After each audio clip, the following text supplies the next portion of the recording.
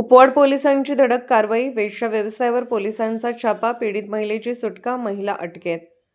जिल्ह्यातील अनैतिक मानवी व्यापाराला आळा घालण्यासाठी पोलीस अधीक्षक तुषार दोशी व अपर पोलीस अधीक्षक कल्पना बारवकर यांच्या मार्गदर्शनाखाली पोलिसांनी कारवाईचा धडाका सुरू केला आहे।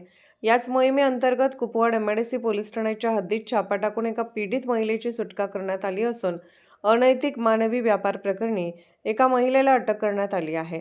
पोलीस निरीक्षक ज्योतिराम पाटील व महिला पोलीस उपनिरीक्षक सपना अडसूळ यांच्या नेतृत्वाखाली ही कारवाई करण्यात आली।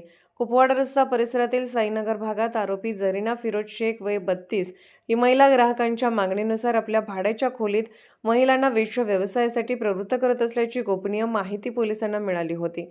मिळालेल्या माहितीच्या आधारे पोलिसांनी पंटर पाठवून माहितीची खात्री केली। त्यानंतर संबंधित ठिकाणी छापा टाकत एका पीडित महिलेची सुटका केली।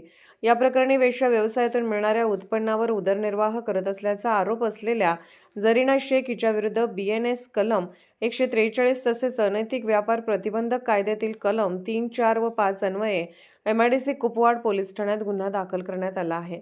या कारवाईत आरोपी महिलेला अटक करण्यात आली आहे। ही कारवाई पोलीस निरीक्षक ज्योतिराम पाटील, महिला पोलीस उपनिरीक्षक सपना अडसूळ, महिला grade PSI Suvarna Godbole, police हवालदार संग्राम गायकवाड व पोलीस हवालदार महेश गायकवाड यांच्या पथकाने केले। Bureau report SS news Marathi, Miraj.